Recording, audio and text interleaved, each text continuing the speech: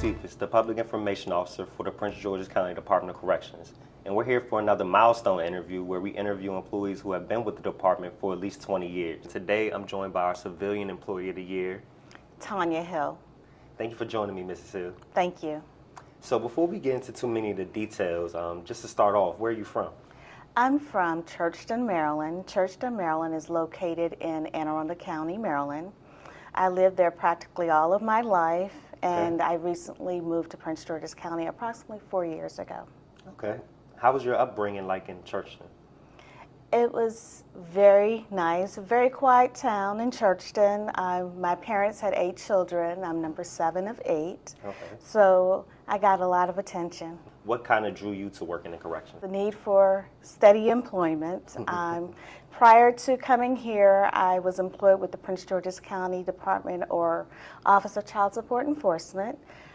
Their agency decided that they would become a state agency, but I wanted to remain with Prince George's County. And how long have you been with the Department of Corrections? I've been with the department for 24 years now. But has working in the Prince George's County Department of Corrections been what you expected? Has it been a surprise? Well, I don't think anyone really knows what to expect in the field of corrections. So when I came here, I did not know what to expect. But I had individuals here who trained me very well and have grounded me and who helped me to grow. So now you're Assistant Division Chief. Can you describe some of the other hats you've worn in the facility leading up to this position? Sure. When I first came here, I was a pretrial investigator in population management. From there, I moved over to program services. I was an instructor in the adult education unit. I became the unit coordinator after a few years. After about 7 years in that position, I moved to Section Chief of Education and Vocational Services, and here I am now, the Assistant Division Chief for Inmate Services. Okay. Has any of those positions, has one been your favorite over the others?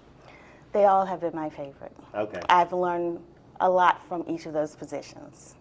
Okay. So that kind of leads into the next question I have for you. What do you think is the most important thing you've learned in your current position as Assistant Division Chief?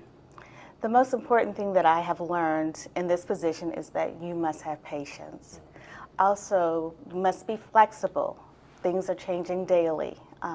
Your employees are your most important asset here, so you have to be able to manage many different personalities. So you recently also were just named one of the department's biggest honors, Civilian Employee of the Year. Yes. So what was your reaction to getting that honor? When I received the call from our director, Director Clark, it was that of shock.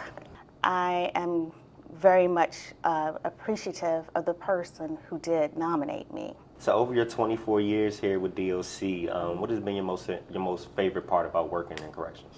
The most favorite part is being able to provide service to individuals who may not have gotten it out on the streets, and having them to call me back or send a note of thank you.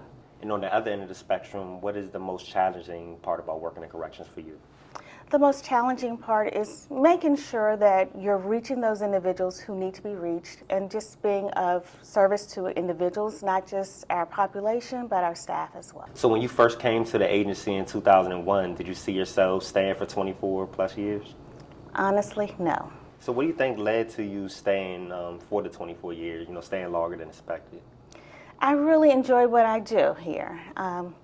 Again, like I said, I'm here to serve the population, just seeing smiles on people's faces, whether it's our inmate population or the staff, and just being able to give back. Do you see many differences in the jail compared to when you first came in 2001 as now in 2025? Yes, back in 2001 we had more staffing, but we get the job done, and everyone here works really hard. Over the years, do you have any event, incident, situation that's your most memorable? It can be positive or negative. Okay, both positive and negative experiences here, but I like to focus on my positive. I enjoyed pretrial investigations, just everyone being like a family. At any time, one person would stand up and say group hug, and we'd all stand up and give a group hug. When I worked in the adult education unit, on Fridays to wind down, we would have a dance party. So I truly enjoyed those moments. Do you have any career goals you're still trying to accomplish with the department? I am always open to learning, something new.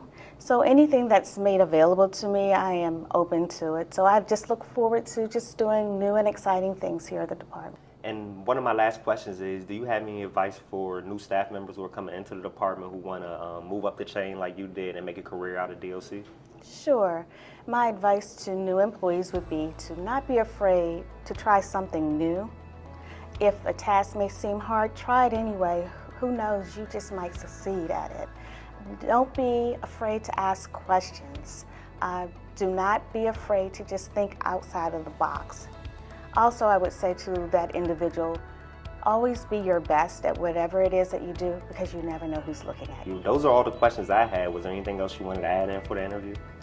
No, there are no other things that I'd like to add. Thank you. Well, thank you for sitting down with me. I appreciate your time, Mrs. Hill. Congratulations again on the honor of Employee of the Year. Thank you.